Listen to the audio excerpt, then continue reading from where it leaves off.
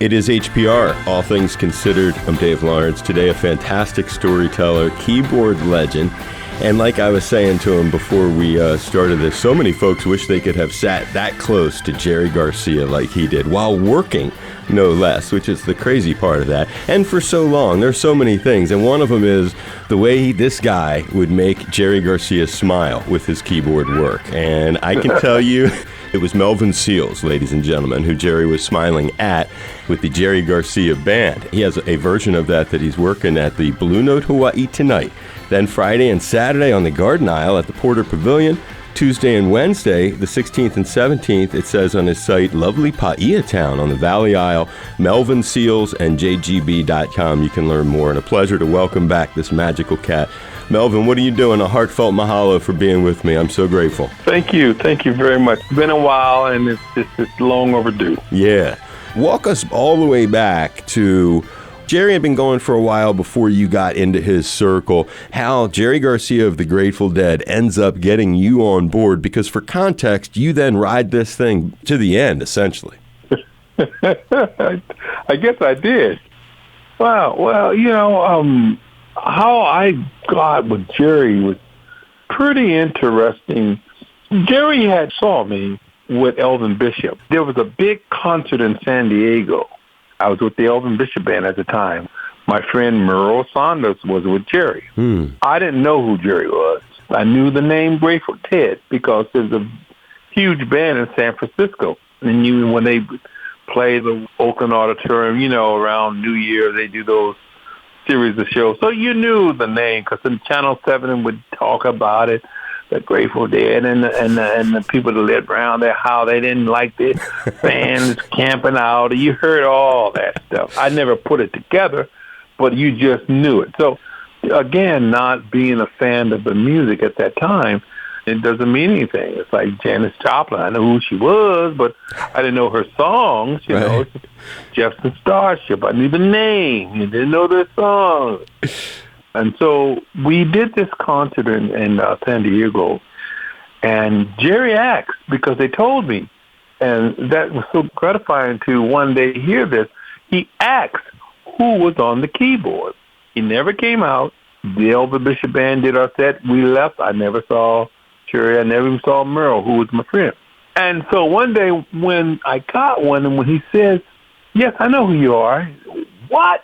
He told me when and where at that show in San Diego. He knew, and he told me. I asked who that guy was. You're that guy. It's like, I can't tell you how I felt, but my God, at that time, to know that someone was paying attention to you then that you never thought you would ever meet, knew anything about, he was paying attention. But I was doing some work with Maria Modawa. John Kahn was her boyfriend. John Kahn was a bass player in the Jerry Garcia Band for years, of course. Whenever Maria, bass player, couldn't do a gig, she just got John come sit in. And John come sit in 3 or 4 or 5 times and, was just paying attention to me. And one day he offered the opportunity of would I be interested in sitting in another band. He didn't go in who it was. He just said, hey, man, somebody play with another band, we get together, we do some gigs, man, you think you'd be interested? So I get a phone call one day from John Kahn saying, hey, man, this band I was telling you about, we're going to have a rehearsal and see if we can put some things together for a show. This, of course, was the Jerry Garcia Band, which I knew nothing about. Wow. And nothing about the fans, the ordeal, even the rehearsal where it was in the Grateful Dead rehearsal hall, their warehouse on Front Street in San Rafael. And so I go up there and try to be timely and look good about things. I get there early before all the guys get there. And their warehouse guy that kind of stays there and keep watch over the place let me in. I walk in and I see all these backdrops, Grateful Dead backdrops, and all of them had to deal with a skeleton. Just about all of them. And I'm like a fresh young person out of the church. I played in church all my life. And remember, I don't know anything about these people.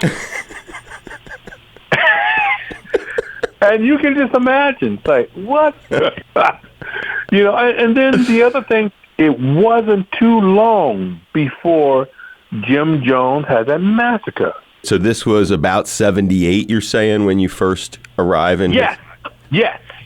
Okay. It wasn't too long when he took them over that ridges over to Guyana and all that stuff happening. And it was a cult. So I quickly learned Grateful Dead had a cult following. Well, just all it took was the word cult. You know, there's different types of things. Right. I put it in the wrong category. I'm looking at these skeletons. You know, I know nothing about these people. And then they all showed up at the same time. Jerry, John, two girls. So you know how when everybody introduced themselves, it's easy for them to remember your one name than against about 8 people that just walked in the door and you're trying to remember who they are. Jerry was in there. Again, no one is saying, hey, this is Jerry Garcia, he's a leader. No, it's just hey, I'm Jerry, I play guitar, you know. And then, so we all got in there, and then Jerry, who I obviously learned who he was quickly, let's go try a couple of songs. So we went over a couple of Motown songs because I figured everybody would know Motown, How Sweet It Is, Second That Emotion, something that everybody would know. Sure. Went over about 3 or 4 songs, and then we took a break. And that break, it was very interesting because everybody disappeared in rooms. I went to the lobby, and everybody was gone for a minute. But anyhow, they did show back up in the lobby. Oh, boy. Take it from there. You can imagine what went on. I don't know. No, you do it well for radio. Thank you. I appreciate it. My boss will appreciate it. And you can continue, though. This is a good one. Okay. And then we all meet back in the lobby. And then and the guitar player, again, me not knowing, a guitar player says, you play some pretty good keyboard. And I said, well, Randy, you play some pretty good guitar. You know, and everybody's laughing because I don't have a clue who he is besides he told me his name. It was just a band for a weekend, a gig for the weekend we were getting ready to do. It's all I knew, you know. Right. And so it worked out, and he loved it, and we had another rehearsal. We did, I think it was Keystone in San Francisco for the first set of gigs.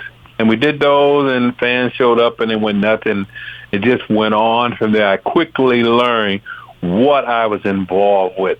That story you told us when he basically acknowledged to you to tell you the exact show in San Diego where he had first seen you. Did that conversation happen there in the San Rafael rehearsal space? Yes. That rehearsal, he said he'd heard me play before.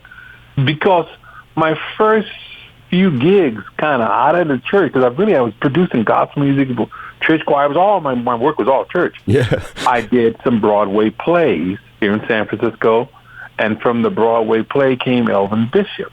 He came to the play and heard me play and wanted me to do an album with him, and I didn't play with too many people outside of the gospel music. Right. And so I was still even playing in church when I was doing the Broadway plays and Sundays. I'm still over the choirs and this and that. So I didn't have a big resume of playing with all these people and all over the place. It's very small.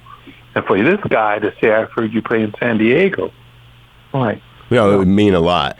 You would have that gig from the late 70s all the way through to his passing in 1995. That is correct. I was fortunate to play for Jerry's last wedding when they marched in. I was fortunate enough, or unfortunate, I'd say fortunate, whatever you say, to play at his funeral. Jack and Glory song, and we did this rendition of a song. When people come out to our shows, hopefully, and if they want to close their eyes, they will hear and relive some Jerry moments.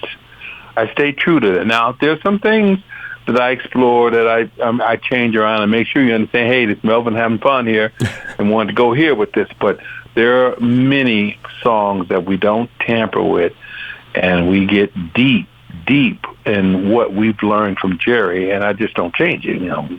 Blue Note Hawaii tonight, then Friday and Saturday, Porter Pavilion on Kauai, then Tuesday and Wednesday in Paia on Maui. Melvin Seals and JGB.com has more.